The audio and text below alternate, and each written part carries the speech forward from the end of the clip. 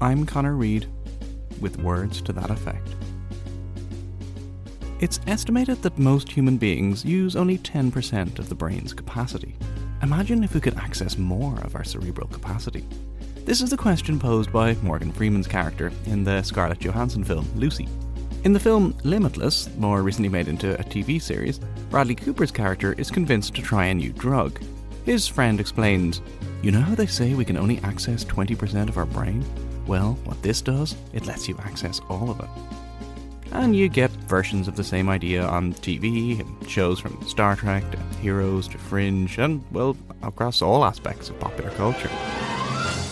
Gee, mate, what do you want to do tonight? The same thing we do every night, Pinky. Try to take over the world. The Pinky and the Brain. This is the 10% brain myth, a ubiquitous trope in popular culture. The idea that we somehow use only 10% or some other small proportion of our brain capacity, and that unlocking or accessing the remaining 90% will result in vastly increased mental capacities. Sometimes the idea is fully believed and earnestly repeated. Sometimes it's very knowingly appropriated for the purposes of a good plot. Sometimes it's confidently asserted to back up dubious claims of psychic abilities. Here's Uri Geller, renowned bender of spoons, from his Mind Power book. Our minds are capable of remarkable, incredible feats, yet we do not use them to their full capacity. In fact, most of us only use about 10% of our brains, if that. The other 90% is full of untapped potential and undiscovered abilities, which means our minds are only operating in a very limited way instead of at full stretch. Sadly, the 10% brain myth is precisely that, a myth. It's an attractive and pervasive idea that has lodged itself in the popular imagination. The idea, as any neurologist will tell you, is demonstrably false. Our brains are constantly working, different areas at different times for different processes, but we use all of our brains, as can be verified on PET, fMRI, EEG, or any of the other acronym-filled scans neurologists like to use. It also makes very little sense on a basic evolutionary level. The brain is a big organ. Expending all that energy to carry around something that size, if 90% of it was useless, would be a terrible idea, and evolution's usually pretty good at that sort of thing. So, where did this stubbornly enduring idea come from in the first place? How has it permeated our culture, and what does it say about our understanding of intelligence and the brain? Well, the appeal of the idea is obvious. We're all potentially geniuses. We just can't access that part of our brain that we need to, or at least not yet. And rather than work or study to augment our intelligence, it's far easier to just use a drug or a newly invented technology to unlock this untapped potential. It's a hack for the brain, and we all know how much everyone loves a good hack. YouTube would appear to be made up of, other than cat videos of course, a constant stream of people life hacking their way to success by, organising their electrical cables with toilet rolls or whatever. I mean, I'm all on for hacks in the sense of genuinely useful and innovative ways of repurposing something, but so often hacking is just a quick fix, a superficial shortcut to doing something properly. And the 10% brain myth definitely overlaps with lots of these quick fix ideas. Let me read you an extract from an amazing piece of spam I received while researching this. "This is honest experiential suggestion which is working for me and millions across globe. Go to www.blah. They have a well-researched 12-level course with self-help audio program. Believe me that at level 3 I feel my brain has doubled power of intuition, love, compassion. You will not regret. Do that course if serious for self-help. No vested interest, nor it's a joke. Pure science of brain." There you have it. Pure science of brain. But the 10% brain myth is far older than the internet. It actually appears to have been around for about a century now. As with most myths of this type, they often merge together from multiple sources, and then they mutate and are updated across different times and different locations. Certainly, how we think about brain and cranium size and brain use are closely linked, and I'll come back to that in a minute.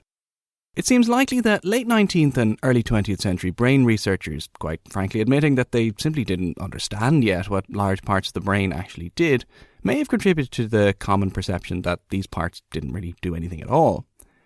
A lot of historians of science also point to the American philosopher and psychologist William James. James was an extremely influential thinker and one of the founding fathers of psychology in the US, as well as the brother of Henry James, the famous novelist. He wrote lots of popular articles in which he argued that we use only a small percentage of our potential, and this idea may have been misconstrued or manipulated, whether deliberately or not. It certainly gained widespread currency when Lowell Thomas wrote the following in the introduction to Dale Carnegie's How to Win Friends and Influence People. Professor William James of Harvard used to say that the average person develops only 10% of his latent mental ability. Dale Carnegie, by helping businessmen and women to develop their latent possibilities, created one of the most significant movements in adult education. Carnegie's self-help book was phenomenally popular from its first publication in 1936 onwards. He basically invented the self-help book, and it still sells huge numbers of copies today. It's actually one of the best-selling books of all time. And this connection with self-improvement and the burgeoning self-help movement of the period is a key part of the origins of the 10% brain myth as well. So the myth then emerged in the early 20th century, particularly in the US, and this was the same time and the same place as the emergence of pulp magazines.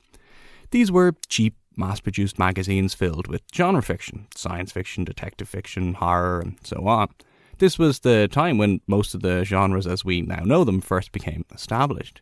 And this is where fact and fiction, science and myth mix together, where ideas about how much of our brain we use find their way into popular culture, particularly into science fiction stories.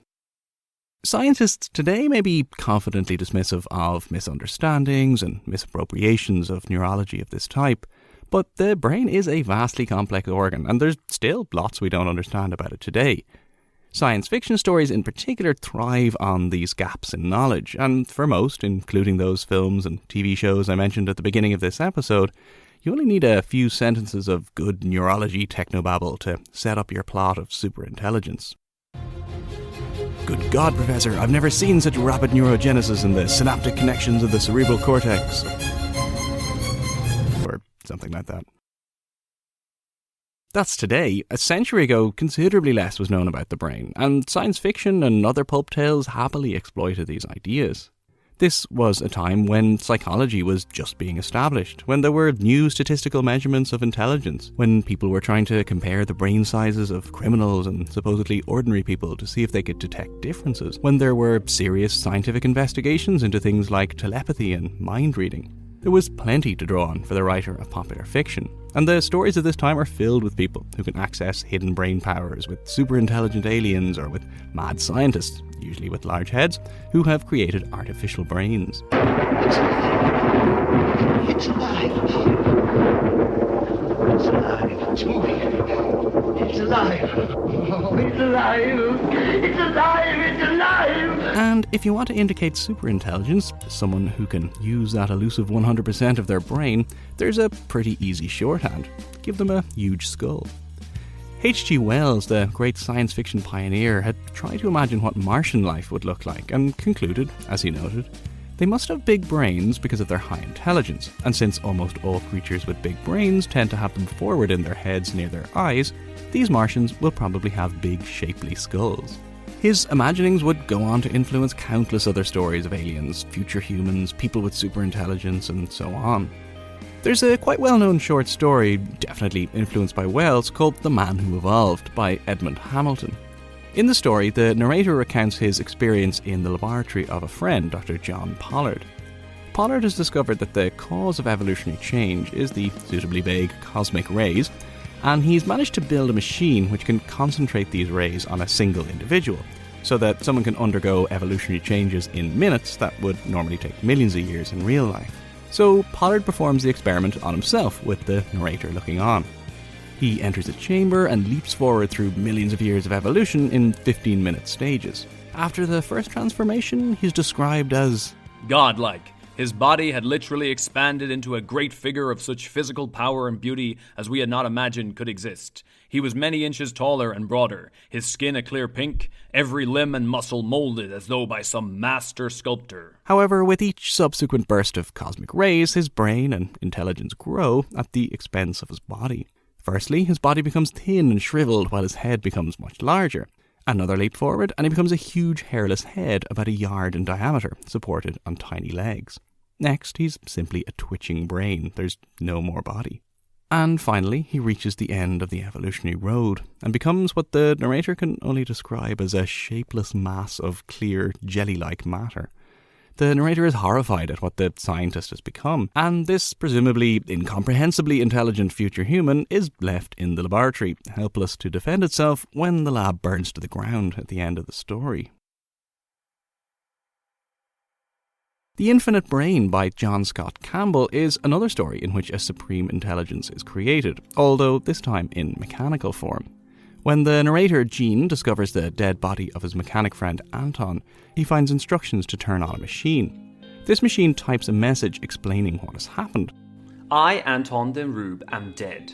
My body is dead, but I still live. I am this machine. These racks of apparatus are my brain, which is thinking even as yours is. Anton has managed to duplicate his mind using an invention he's named the telepather and transfer it to a machine before his death. But this is only the first step in the creation of a machine which its inventor has intended to be all cerebrum. This infinite brain can access and improve the normally unused or underutilized sections of the brain. It's the 10% idea again, although in this story the figure is 25%. The machine first convinces Gene to help it improve itself and soon reaches the point where it can physically restrain Gene when he realizes that the machine is actually a threat. The machine, as its intelligence improves, becomes mobile and modifies itself further to be able to communicate. Events soon turn disastrous as Gene escapes, only to realize that the machine has developed a violet ray superweapon with which it intends to destroy humanity. As the destruction of New York continues, Gene must find a way to stop the machine and save the world. A lesson for those transhumanists who want to upload their brains to computers today, which you may recall was the topic of last week's episode.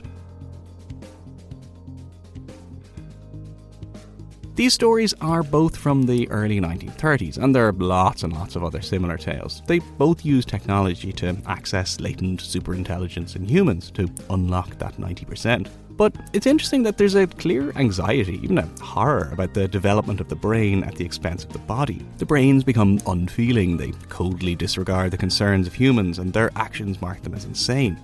They're also very vulnerable. The stories of this type invariably end with the destruction of the superintelligence. As mentioned, Dr. Pollard's perfect intellect is left to burn in a laboratory fire, which it's in no physical position to escape.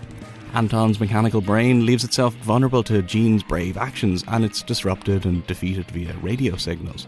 The great mechanical brain is left alive, but abandoned at the bottom of the ocean.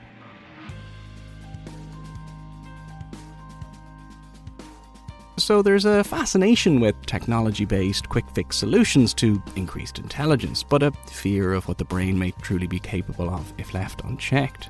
You could also link it to a preference for practical knowledge and self-improvement over abstract theory and intellectualism. After all, and thinking about Dale Carnegie and the self-help movement, these stories were all published in pulp magazines awash with advertisements for self-improvement and self-education. The pulps were funded by ads for short practical courses in radio, journalism or mechanics. And there are some lovely pulp magazine covers and ads on the website you can have a look at too. These stories from the pulp era are important because they are, in this case, where popular culture combines with science, both real and imagined, misunderstood and knowingly appropriated. And the 10% brain myth has continued to influence both fiction and reality in the decades since then. It has endured on one hand because, well, it's a useful plot device, but there'll always be an appeal to knowing without having to study, to mastering something without all that work involved, to hack your way to success.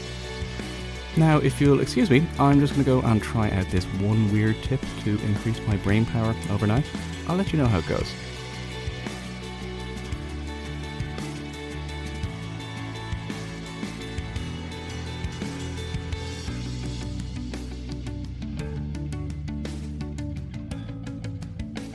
That's it for another week of Words to That Effect. Thank you so much for listening. You may have noticed that I confidently announced on the last episode that this week would be on Utopias. Clearly that didn't happen. I still have a little bit more work to do on that one, but it will be out soon. However, there will almost certainly not be an episode at all in 2 weeks because my wife is having a baby any day now, so I will be a little bit busy.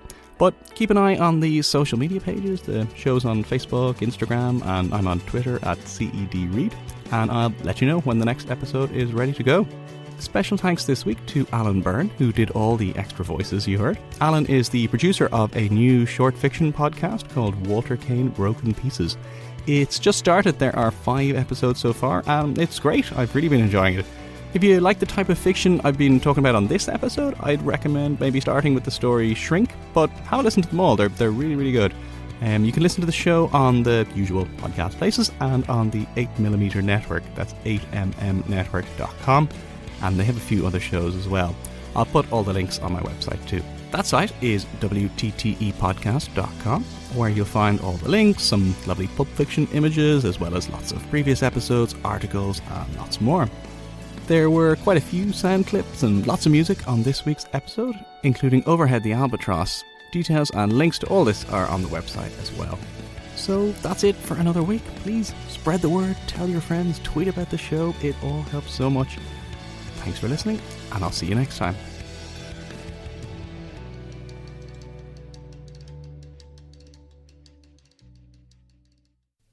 This podcast is part of the Headstuff Podcast Network.